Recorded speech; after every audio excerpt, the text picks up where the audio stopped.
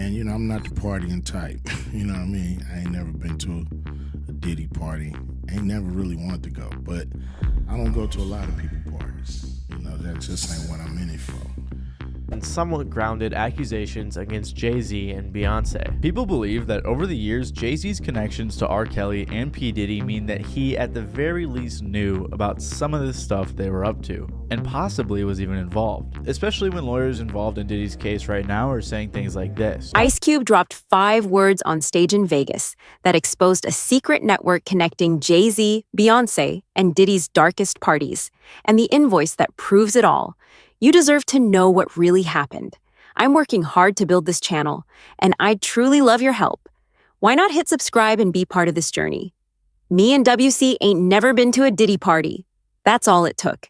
5 seconds on stage at the Yamava Theater last September changed everything. What seemed like Ice Cube clearing his name actually pointed a spotlight directly at those who did attend, including music's most powerful couple. The crowd erupted. Social media exploded. Within hours, Cube's clip had millions of views, with fans praising him for keeping the West Coast clean. And I'm gonna tell you right now, me and Dub C ain't never been to a Diddy party, motherfucker. Thank God. You ain't gotta worry about us on them motherfucking tapes. Now check this out. Hearing Diddy everywhere. Okay. Yeah. So, did you ever have any kind of run-in with Diddy? Did you ever do anything with Diddy? Any projects you worked on with him? He produced a few records, or had his producers do a few records on my War and Peace album, the Peace Disc. Yeah.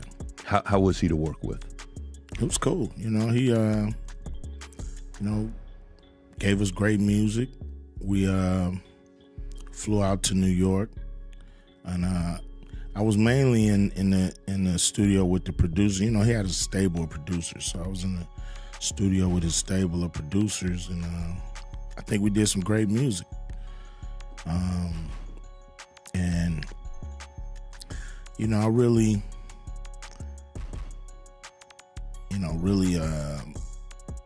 kind of, you know, lost contact with him and really stopped, you know, dealing with Puffy around 94. You don't believe in that ghostwriting stuff, right? No, I don't. I think that's messed up the game. Yeah. You know, especially you got, so let's go back to artists bragging on the plaques and shit they got, and they didn't even write you bragging on a record by committee. Oh shit! It's just real. Like that's why the game is twisted. Imagine you found out Jay-Z never wrote his shit. Like you would look at him so different. You look at everybody different when you find out they don't like this shit.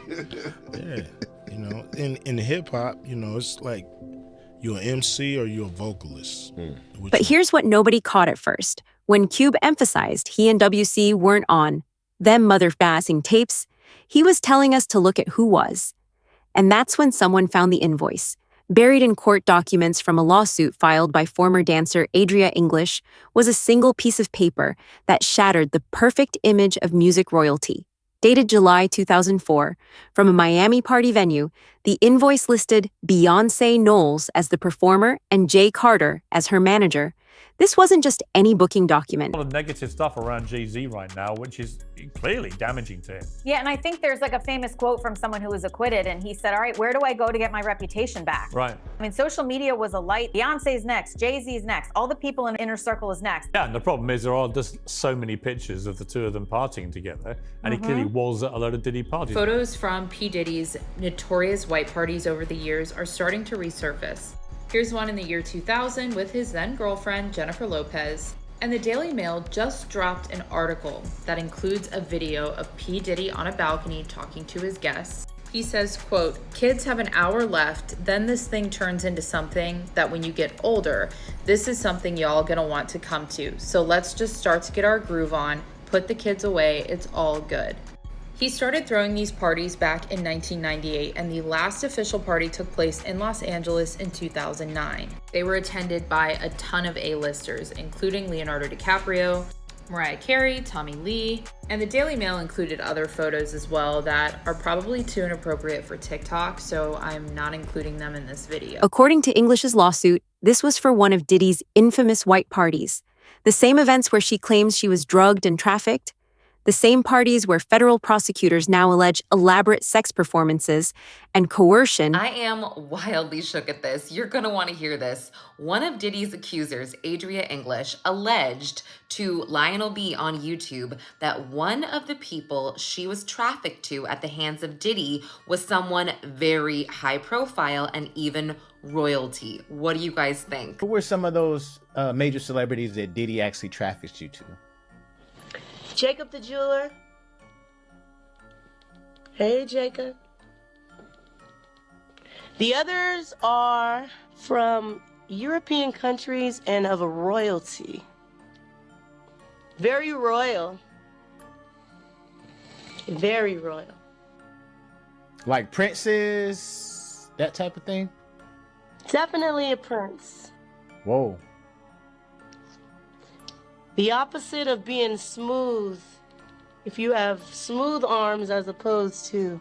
Actually, when I got there, it was just about dancing. That's all he talked to me about, dancing. He took us all in a room. He's in a room in the mansion. You can see it. We in a room. It's like a bedroom. He was like, get ready, get dressed. And, you know, at the end of the night, I'm gonna make sure I take care of you guys and everything like that. And I was like, cool. I'm from Cali. I'm happy. Looking around, it's all these New York artists, people I grew up on, Diddy. And I'm hyped up. I'm like a groupie in there. I'm not knowing they looking at me like somebody because I came from doing porn. I'm a stripper. Now I'm in my 20s. I'm 46 now. I was 20 something. I'm not knowing they looking at me like a certain thing until now. Mary J. Blige, her original husband that, you know, ended up, you know, breaking up with her. I got Paris Hilton. I got Diana Ross. I got Evan Ross. Everybody. Jacob the jeweler, Diddy. I mean, everybody. I'm just taking pictures. What were they doing in these pictures? Like, what kind of these pictures? pictures, it was regular pictures. Okay. Just at the party, you know, we doing it, you know, just regular party pictures. Now, Diddy had 3 different stages set up in his mansion. So it's a stage right here, but in his house. Not a big stage, but just elevated. Took place behind locked doors. The invoice revealed something darker. While Beyoncé was building her solo career at just 22, her future husband wasn't just her mentor and collaborator. He controlled her bookings. He arranged her appearances. He signed off on her attendance at parties that prosecutors now call criminal enterprises. To only drink from certain liquor bottles. Girls don't drink the guy champagne. Girls don't drink the boy champagne. And all the champagne was laced with ketamine, like horse tranquilizer, ecstasy. That's not allegedly. We were all doped up. And to this day, I believe we all, and I know I do, have a chemical imbalance. Like whenever I drink anything, it could be 1 glass of wine, all of a sudden I'm a stripper, I'm a P-star, like my mind, I just black out and I'm that. I'm She Diddy. You know, Orlando Brown running around like I'm Puff.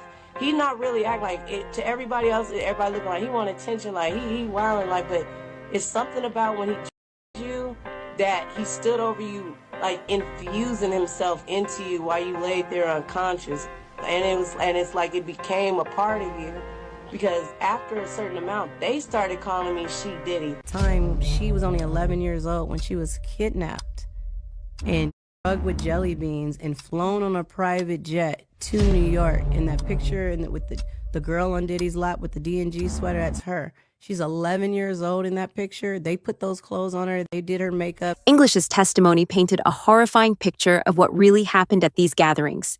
She described being hired for legitimate gigs that turned sinister by her 3rd appearance. I was instructed to only drink from certain liquor bottles, she testified. I guess the audacity of me thinking I could just come in some little go-go shorts and a bikini top to somebody's exclusive white party with all kind of millionaires, and I'm a guest of who, but I'm their guest, and I'm gonna just show up like that, not a nice elegant gown or nothing. I'm gonna just show up all hoochie mama. No, I was on his event staff, but that's how they got away with putting me in there without trying to give me no employee credit, right?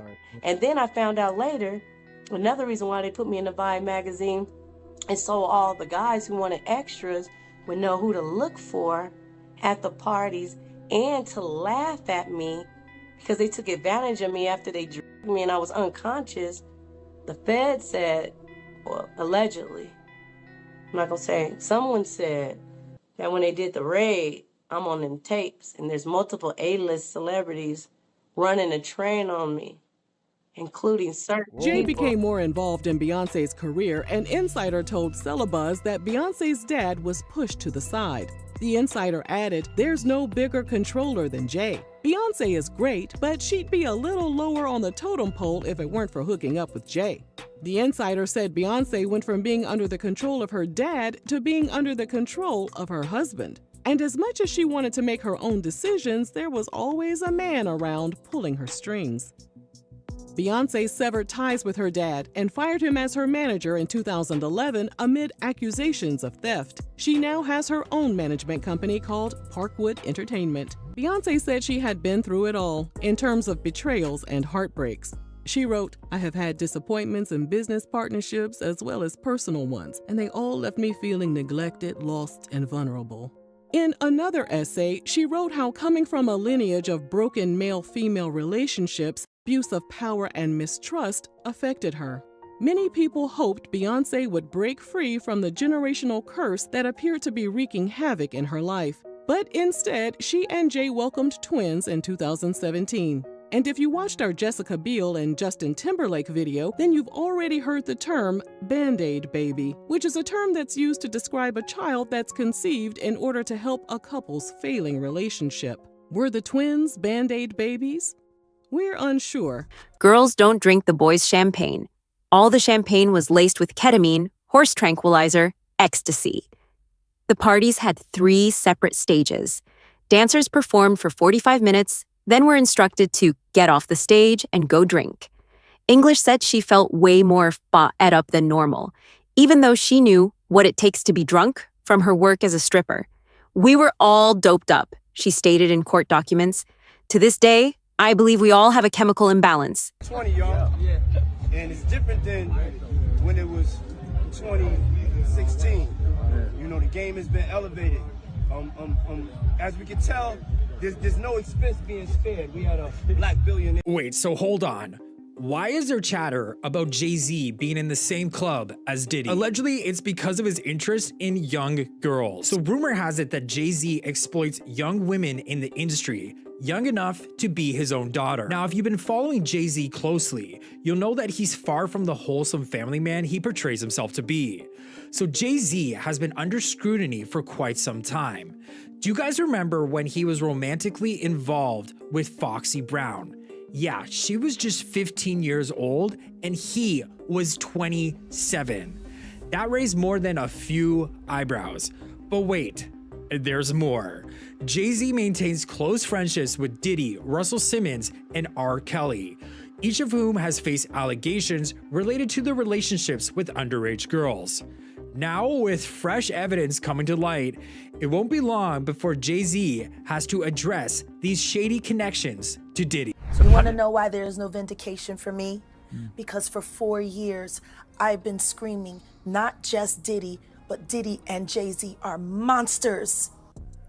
And the victim-making machine kept going on. Jay-Z has been notable by his silence since these charges were brought against Diddy. Why do you think that is? Because that's what he does. He starts little fires everywhere, forces everyone involved to go and carry water while he sneaks away without a response. That changes now, Sean. You must respond. You have no choice. Harvey Weinstein, Jeffrey Epstein, Robert Kelly, Sean Combs have one person in common professionally. This is my boss, my old boss, and my good friend, Andre Harrell. This is Russell Simmons. You know, this is like, it came under his wing, trying to follow in his footsteps for years.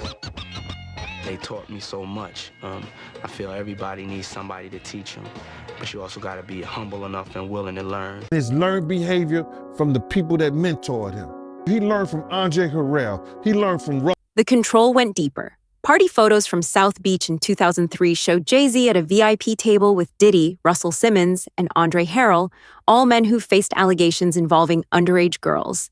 Another image from August 2004 captures Beyoncé near a stage, her security watching closely. these weren't casual appearances. These were calculated business decisions. But here's the truly disturbing part. According to English, certain guests weren't just attendees. They were clients. In her lawsuit, she claims she was trafficked to Jacob the jeweler and even someone of royalty from European countries. When asked for specifics, she confirmed, definitely a prince. The federal indictment against Diddy supports these claims, describing how he abused, threatened, and coerced women and others to fulfill his sexual desires. The indictment mentions freak-offs, elaborate sexual performances that Diddy arranged, directed, masturbated during, and often electronically recorded. And according to that invoice, Jay-Z personally signed off on Beyoncé's attendance at the exact type of event where these activities allegedly occurred. Think about the timeline. Beyoncé was 18 when Destiny's Child exploded. Jay-Z was already a mogul in his 30s, running Rockefeller Records. They started dating when she was 19, and he was 31. By 2004, he wasn't just her boyfriend. He was her gatekeeper. Beyoncé's father, Matthew Knowles, saw through it all. When NPR asked in 2006 what he thought about Jay-Z dating his daughter, Matthew's response was telling, "Next question." Later, he told the London Mirror, "I'm not close to him. He's not somebody I like to spend time with." Even Kanye West seemed to issue a warning, pleading at a concert. "Jay-Z, call me, bruh. Jay-Z, I know you got killers. Please don't send them at my head." Still here? That means this story matters to you too. If you haven't yet, please tap subscribe. It would mean the world to me as we uncover even more. Fast forward to 2016, Beyoncé releases Lemonade, an album dissecting betrayal and infidelity. We all focused on Becky with the good hair and elevator fights with Solange. But looking back, was she processing something deeper than just cheating? In one essay, Beyoncé wrote about disappointments in business partnerships that left her feeling neglected, lost, and vulnerable. She mentioned coming from a lineage of broken male-female relationships, abuse of power, and mistrust. These weren't just lyrics about a wandering husband. This was a woman processing systemic exploitation. Jay-Z's response album, 444, contained his own admissions. "I apologize, often womanized, took my child to be born to see through a woman's eyes." But which sins was he really confessing to? The pattern becomes clearer when you examine Jay-Z's history. His relationship with Foxy Brown allegedly began when she was 15 and he was 27. His closest associates, Diddy, R. Kelly, Russell Simmons, all face allegations involving underage girls. These aren't coincidences, they're connections. Attorney Tony Busby, representing victims in Diddy's cases, issued a chilling warning. The names we're going to name, assuming our investigators confirm what we've been told, are names that will shock you. Last week, Busby made good on that promise. Jay-Z was named in a lawsuit alleging he and Diddy raped a 13-year-old girl in 2000. Jay-Z's response was swift and defensive, perhaps too defensive. Rather than the measured denial of an innocent man, his statement attacked the lawyer's character and threatened legal action against what he called false allegations. Meanwhile, Beyoncé's mother, Tina Knowles, had her own suspicious moment. After appearing to like an Instagram post about allegations against her son-in-law, she claimed her account was hacked. She posted, "I do not play about my family. No weapon formed against my family shall prosper. But the weapons forming against this family aren't coming from hackers. They're coming from invoices, lawsuits, and testimony from survivors." Ice Cube's simple denial in Vegas wasn't just about staying clean. It was about drawing a line. By saying who wasn't at these parties, he forced us to see who was. And now we have the paper trail to prove it. The Carters built an empire on talent, business acumen, and carefully crafted image. They're worth billions. They've shaped culture. They've broken barriers. But empires built on hidden foundations eventually crack. Those cracks are showing now. Beyoncé is reportedly consulting divorce attorneys about prenup clauses tied to party records. Jay-Z is lawyering up for criminal defense. Their pristine public image is fracturing under the weight of court documents and federal indictments. The next time you stream Crazy in Love or watch their Super Bowl performance, remember, greatness and exploitation can exist in the same space. Talent doesn't erase complicity. And sometimes the biggest revelations come from what someone doesn't say. Ice Cube never attended those parties, but his denial made us look at who did. And what we found changes everything. This story is far from over. More documents will surface, more witnesses will speak, and we'll be here to connect every dot. Thank you for watching. If this video opened your eyes, hit that like button. Drop a comment about what you think really happened at those parties. And remember, we're just getting started.